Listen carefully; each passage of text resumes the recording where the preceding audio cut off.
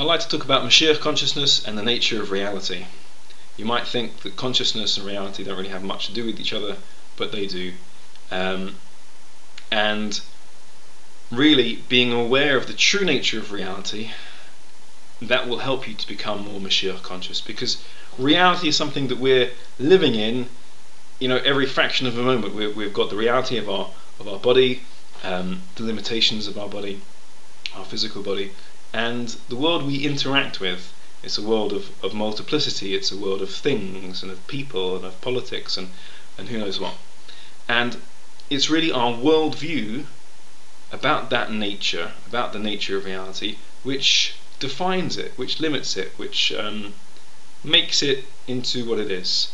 So questioning that, or exploring that from a different perspective, will help you become more Moshiach conscious. And what I mean is more conscious of the true nature of reality as it's described through the teachings of Jewish mysticism.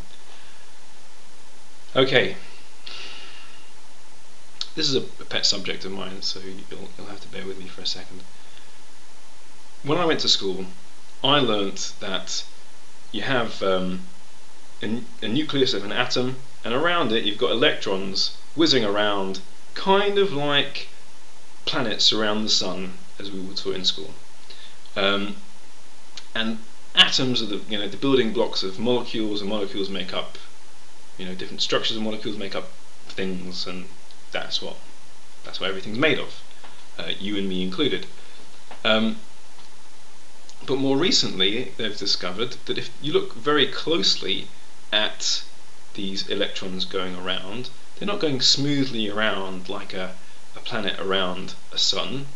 They are popping in and out of existence, so that they exist there, and then they disappear, and then they exist there, and disappear, and exist there, and disappear, and they keep on going. So it looks like a speeded up film. It looks like it's going round and round, but in actuality, it's popping in and out of existence. Now that's something that I discovered relatively recently, probably in the past 50 years or so.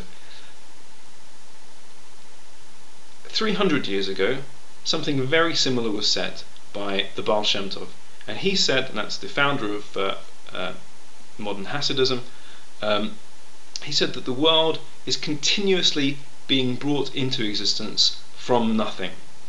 And that means, if you like, something very similar to what quantum physics is saying, that everything is being created every fraction of a moment. So every atom, every little bit of energy running around within atoms, every molecule, every fibre, all the fibre and stuff of life and time and space are being brought into reality, created, if you like, every fraction of a moment. And that doesn't mean, every, however many times per second, although quantum physics is now saying that it's 10 to the power of 26 times a second the universe is being brought into existence. Obviously there's different theories about what happens to those particles, or what have you, the electrons, but Chassidus and Moshiach consciousness is saying that those things, everything is coming to existence from nothing. It's being created from the essence of God, and inasmuch everything is nothing but God, its being is, if you like, coessential with God, to quote Vital Levine, which means that the nature of reality is miraculous, it's divine, it's completely different to the way you would have normally perceived it. Now, if you can change your awareness of the nature of reality, then your consciousness changes, the way you live changes, the way you see yourself and the way you see it, everything changes. Because in reality, what's being said is that the world is actually divine. Both you and everything within the world is nothing but God. And that's one level. It is actually God. It's the, if you like, the hidden essence of God manifest in this world which we're in.